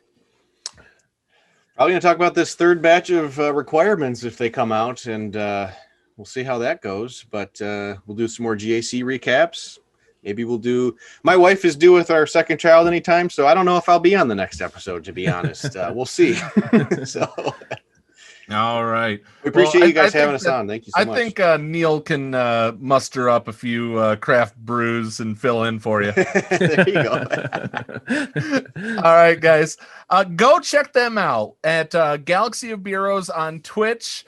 They're also available where other fine podcasts are found on Spotify, which is our main place that people find us, is Spotify and iTunes. I know you can get both there. In the description down below, if you're watching this on replay or on the podcast itself, is their Stitcher link, which you can get to, Apple Podcasts, wherever you need to find it. These guys are grade A. I will absolutely say they have a wonderful head and a stout taste. Barley. And stick around, because we got the bridge coming up with Patreon's Choice right after these messages, right here on the Escape Podcast. Cheers. The Escape Pod Cast with Paul Anthony and Neil Andrew Ware. This is Maccaeus, and I assure your privacy and confidentiality when using my remodding services. G'day legends, this is Heinzie. Did you know Maccaeus Modding Mayhem is the premier modding service for the game that we all love, Star Wars Galaxy of Heroes? With some of the most affordable rates in the industry, Maccaeus will remod your roster from top to bottom with continuous consultation with where to go from there. Maccaeus has a 100% satisfaction guarantee, and he has tons of additional services available as well, like a full cleanup of your mods, PvP plans, and lots more. Contact Maccaeus today on Discord, all in lowercase, guys, MIKAYAS 0127. That's MIKAYAS number 0127, or hit up MaccaeusMods@gmail.com. I fully endorse Maccaeus Modding Mayhem, and you will too. Maccaeus Modding Mayhem, the official remodding service of the Escape Podcast and the Escape Podcastaways network. Does your guild want to tap into their full potential in Star Wars Galaxy of Heroes? Yeah! For as low as $1 a month per guild member, your guild can unleash the power of the game in ways you never thought possible. Ooh. Track your arena movements, guild progression, and much more. Contact ShittyBill and get one of his shitty bots on your server today. Just look for him on our Discord server and tag or message him for more information. The link for our server is below in the description. Shitty bots, don't let the name fool you. Did you know that if you signed up to become a Patreon, you could get tons of rewards?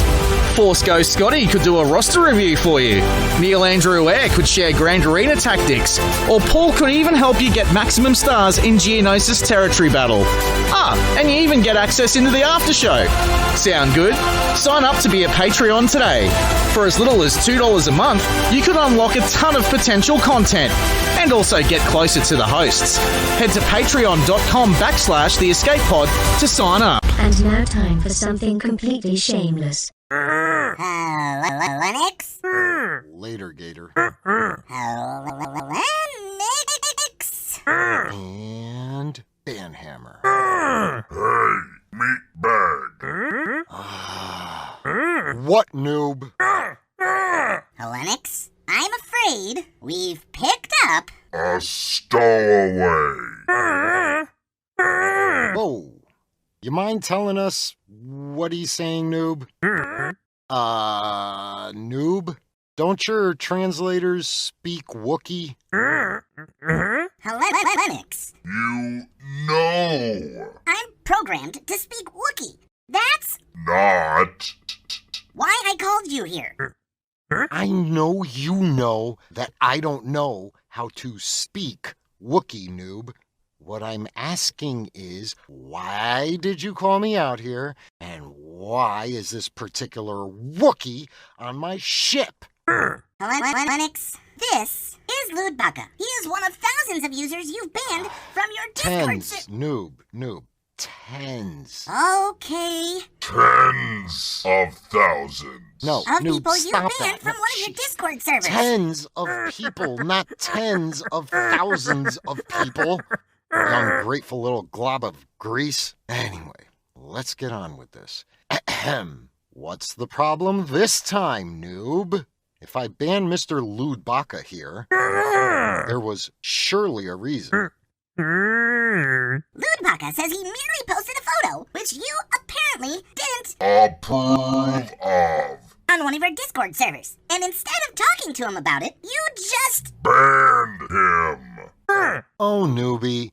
Most of the time, there's a perfectly legitimate reason why something like this happens. And you know what? Oh, no. I got a short PSA that can help you understand, bud. Again. This PSA is brought to you by Helenix. #shameless self-promotion. And the Gaming Embers YouTube channel, Twitch stream, and Discord server. A fun camping ground for all you campers out there. Plus, we f***ing love Flare. Discord etiquette. What is it? Why is it happening?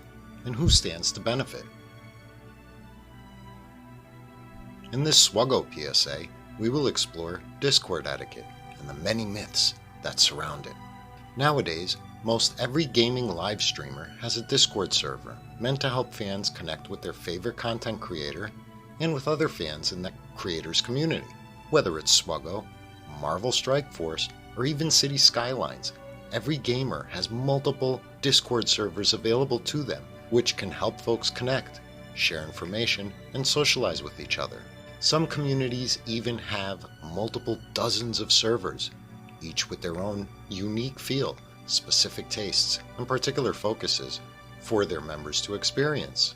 Regardless of what the particular Discord server aims to provide, there are, most often, some server-specific rules that each user must follow. But for the purposes of this discussion, we will be focusing on the more general expectations found across Discord servers of all kinds. There are certain behaviors everyone deems appropriate, and other behaviors everyone deems inappropriate. Knowing the difference can save everyone a lot of unnecessary aggravation. First and foremost, never use the dreaded everyone tag. This alerts all users to a server-wide response, and unless you want everyone on said server replying to you, usually in an angry tone, you'll want to avoid issuing this command. Next is the vile impersonation attempt. If you think it's funny to pretend to be someone you're not, you're doing it wrong. You should especially avoid pretending to be an administrator of the server, as the real server admins will likely ban your sorry ass for that kind of. Finally, always follow the golden rule of the hood. If you don't start none, there won't be none. Attempting to start or add to any argument on the internet is an exercise in futility. It won't end well, and you will look like a jerk. So before you make a Discord faux pas, consider this. Is what you're about to post within the generally accepted behavioral rules of the server and Discord in general? Because if you know you're about to do something dumb on Discord, you should just follow Michael Jordan's advice. Stop it. Get some help. This has been Helenix. for the Hellenic SWGOH YouTube channel, and the Gaming Embers YouTube channel, Twitch channel, and Discord server, as well as all the various Discord servers across the globe. So, you think people are getting used to this whole PSA format? Maybe we should mix it up a bit. Here's what I was thinking. Wait. What do you mean you just banned me? The hell do you think you are to ban me? So do you see now, noob? Wasn't that PSA helpful? Once again. Lennox, that PSA didn't explain anything. All Ludbaka did was post a picture of his new outfit. And you burned him for it. What are you talking about? I can see his picture. It's uploaded right here. Yeah.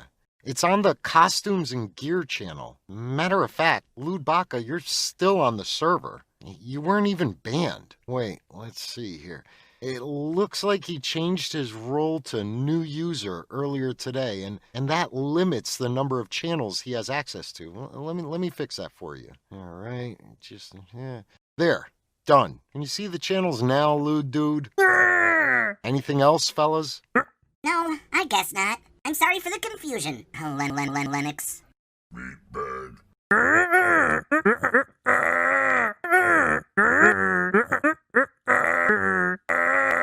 Agreed, Ludbaka. Wait, I thought you didn't speak Wookiee. Noob, I don't speak Wookiee, but I do understand it.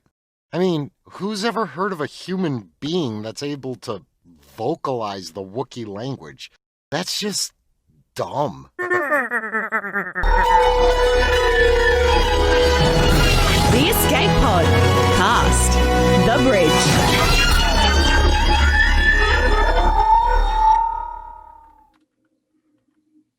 And welcome back to the fourth and final segment of the show, ladies and gentlemen, where we answer all your questions. It's Patreon's Choice Time Ball. Yeah, I'm right now giving side eye to both Geek Girl and Llama for their comments inside chat. Anyway, first off, one thing I do want to mention: we don't have the poster. We will have the poster next week, and hopefully, we will also be talking to Vasari next week about the whole event. There is the Creator Cup coming up in 8 days from today, right after GAC, right after the Grand Arena Championship attack phase ends on Saturday night, or Saturday afternoon for some. We will be going live for 24 hours with the Creator Cup. Vasari has challenged me and my crew, the Castaways, and his crew, which is essentially the A team, if you will. We're going to see if they can actually, group together like that. Plus, we also sent Jackson Tucker over to Team Vasari because we had too many. But we've got Neil, we've got people like DB Official, Llama, Flair's going to be jumping in on some games as well. Lots of fun, all to raise money for World Child Cancer, which basically they're in every quadrant of Earth. They're in so many countries, and people that cannot afford to treat their cancer, the children get to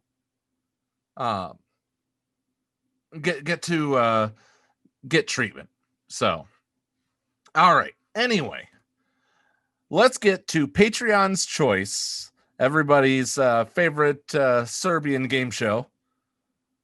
I don't know why it's Serbian. It just is.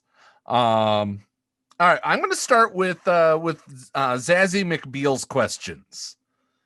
If you could sit in the pilot seat of any ship in the Star Wars franchise, which would you choose, not the Millennium Falcon?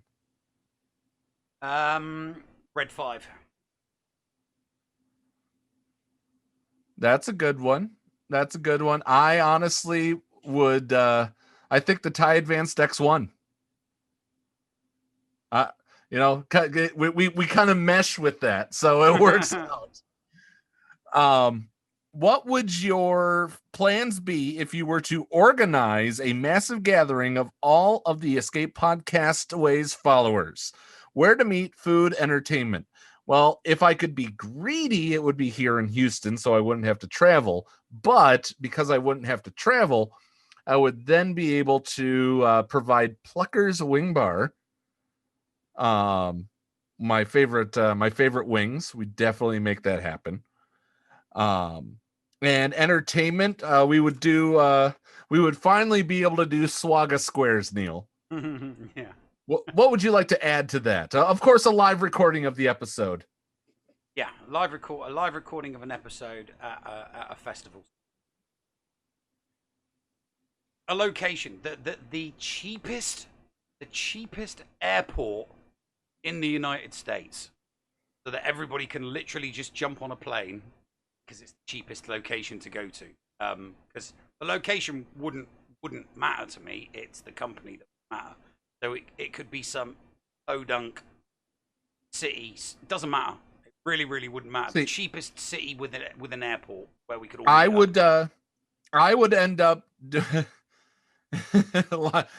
Hellenic says Paul's House Barbecue and a live squad arena reenactment. Yeah, where I die constantly. Yeah, no, it would be a lot of fun to do a live squad arena. Yeah. All right.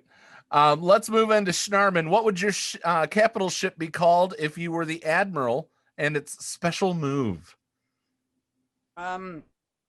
Obviously, I would be Admiral Nev.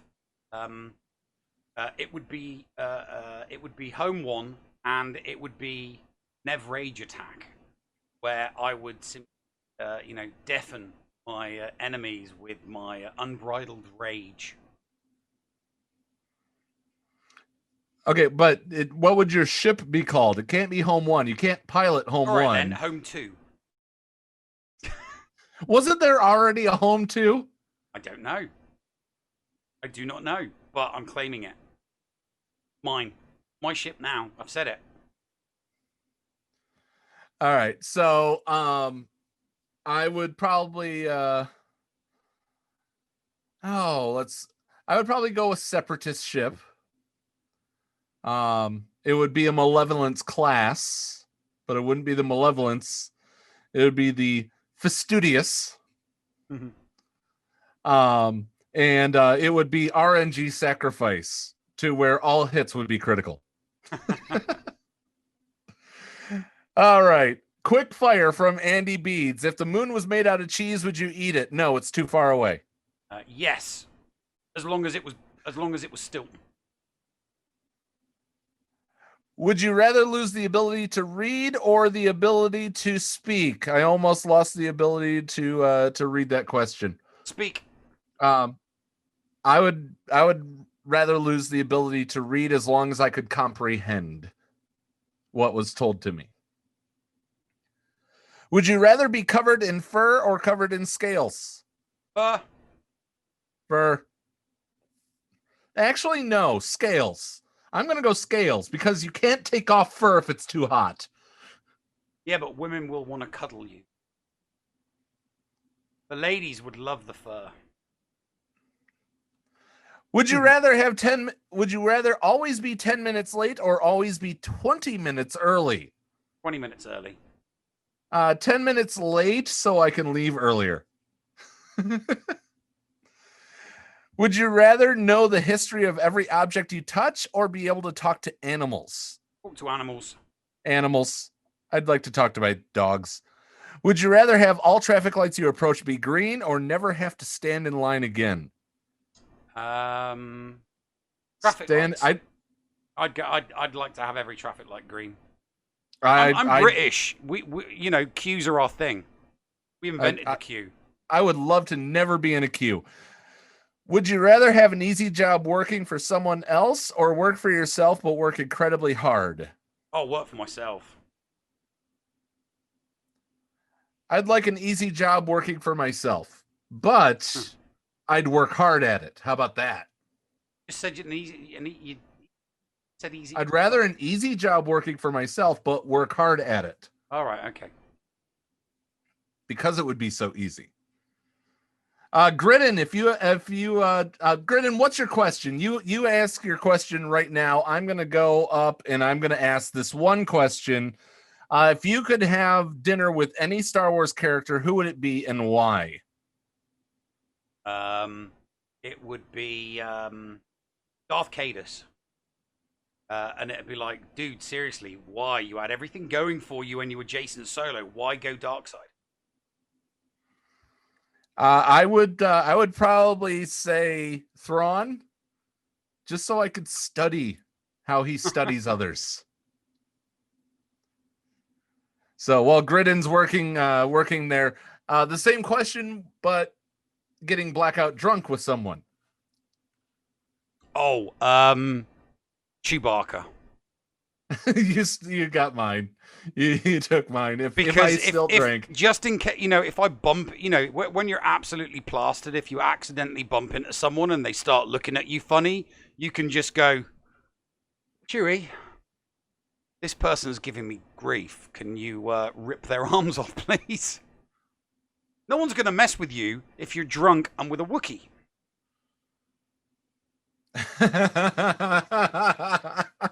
Would you rather have all these things being asked of you or Gridden's hair?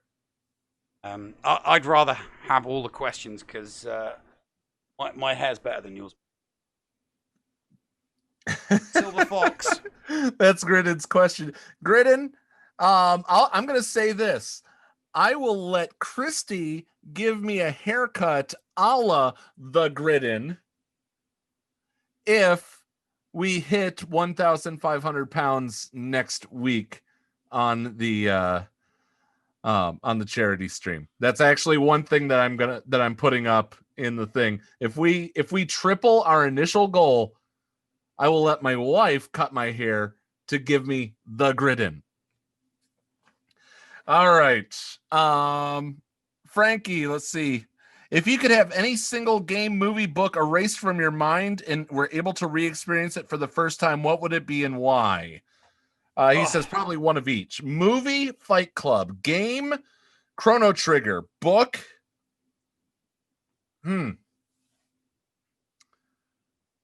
Harry Potter 6. Book, Executive Orders by Tom Clancy. Ugh. Absolutely. Film.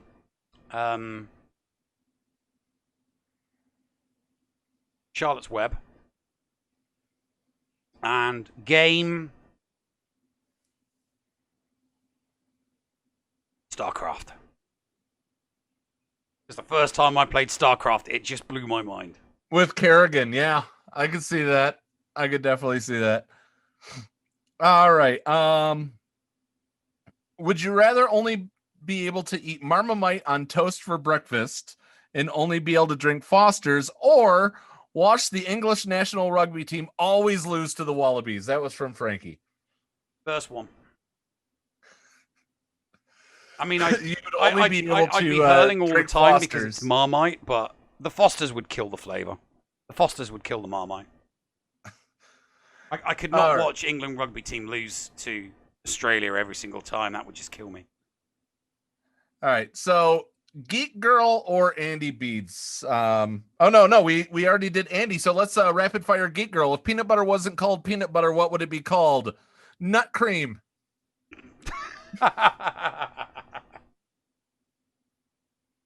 Seed paste. Seed paste. What movie would be greatly improved if it was made into a musical? Oh, we've Fight had this Club. One. Huh? Fight Club. What Fight. movie would be greatly improved if it was a musical? I'm trying to remember the movie I came up with the last time we were asked this question. I can't think of the movie. It was Basketball is what you said. Basketball, yeah, that was it. Basketball, yeah. What's the funniest corporate business screw up you've ever heard of? The Chevy Nova in Mexico, because Nova means doesn't go. HP bought a company for for £20 billion that was valued 3 months later at $5 billion. I shouldn't laugh. It cost me my contract. What would be the worst buy one get one free sale of all time? A sock.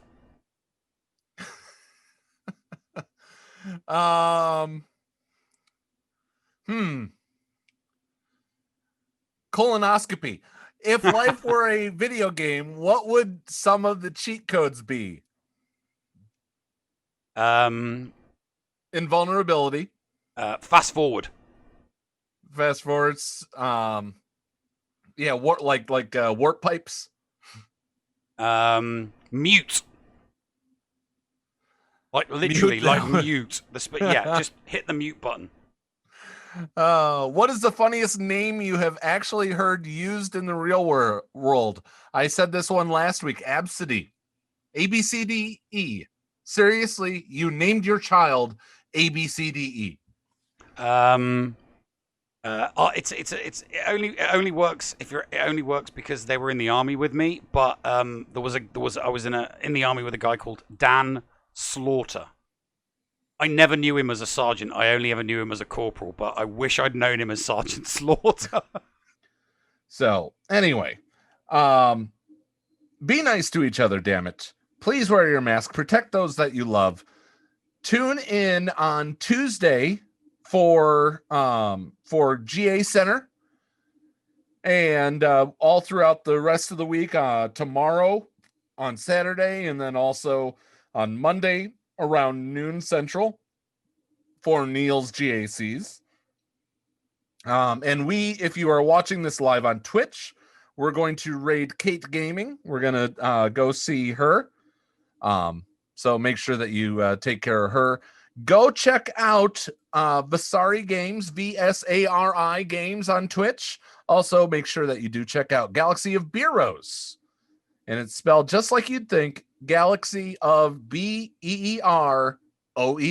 Galaxy of Beeroes. Check that out. All right. So, Neil, I've been looking forward to saying this. If you're on Twitch, stick around for the raid. Neil, push the button. You got it, mate. See everybody in the after show to half an hour. What's going on? Where the hell are we? Paris? Thank you for pressing the self-destruct button. Attention! This is Colonel Sanders in forward command. Abandon ship! Abandon ship! All personnel proceed to escape pods. Close down the circuits. Evacuate the city. Self-destruct mechanism has been activated. Abandon ship! Where is it? Where is it? It's gotta be here. Out of order! Even in the future, nothing works. This ship will self-destruct in exactly 10 seconds. Counting down. 10, 9, 8, 6. 6! What happened to 7? Just kidding. 3, 2, 1. Have a nice day. Thank you.